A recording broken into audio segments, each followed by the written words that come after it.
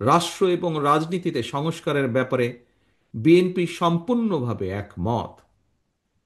সংস্কারের গুরুত্ব আছে বলেই বিএনপি ৩১ দফা কর্মসূচি ঘোষণা করার পরেও অন্তর্বর্তীকালীন সরকারের উদ্যোগে নেওয়া সংস্কার প্রস্তাবে সক্রিয়ভাবে সমর্থন এবং সহযোগিতা দিয়েছে।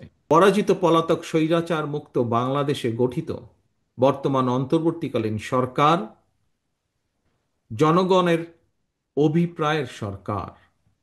তবে এই সরকারের কাছে অবশ্যই একটি দক্ষ এবং জবাবদিহিমূলক রাজনৈতিক সরকারের মতন পারফরম্যান্স আশা করা কোনো যৌক্তিক কারণ আছে বলে আমি মনে করি না।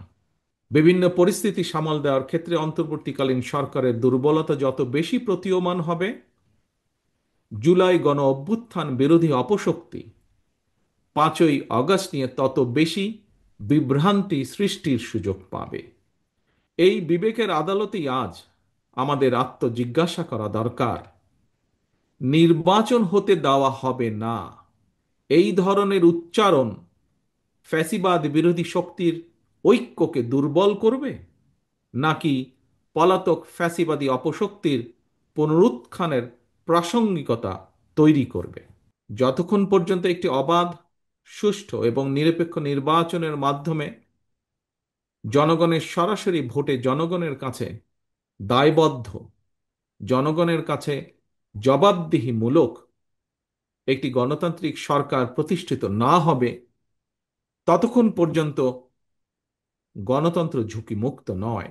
জনগণ লক্ষ্য করতে শুরু করেছেন নির্বাচনের মাধ্যমে জনগণের বাংলাদেশে জনগণের অধিকার প্রতিষ্ঠার সুযোগ বিনষ্ট করার ক্ষেত্রে প্রস্তুতে সেই অশুভ শক্তির অপতৎপরতা সাম্প্রতিক সময় ধীরে ধীরে দৃশ্যমান হয়ে উঠছে।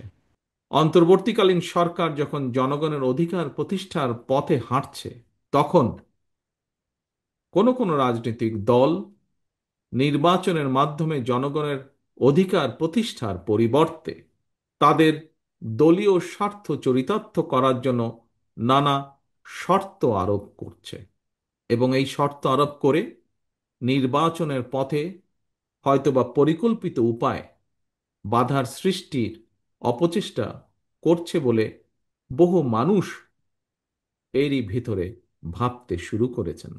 প্রথম থেকেই বিএনপি দ্রুততম সময়ের মধ্যে একটি নির্বাচনের দাবি জানিয়ে আসছিল।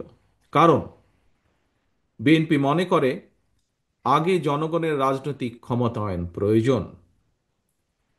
জনগণের সরাসরি ভোটে নির্বাচিত প্রতিনিধিদের নিয়ে গঠিত নির্বাচিত সরকার জনপ্রত্যাশা পূরণে যদি ব্যর্থ হয়, তাহলে পরবর্তী নির্বাচনে জনগণ ভোটের মাধ্যমে সরকার পরিবর্তনের সুযোগ পাবে, যা গণতান্ত্রিক বিশ্বে প্র্যাকটিস করা হয়ে থাকে। সুতরাং পুঁথিগত সংস্কারের চেয়েও কার্যকর গণতান্ত্রিক রাজনৈতিক চর্চার মাধ্যমে জনগণের অধিকার প্রতিষ্ঠা অনেক বেশি জরুরি।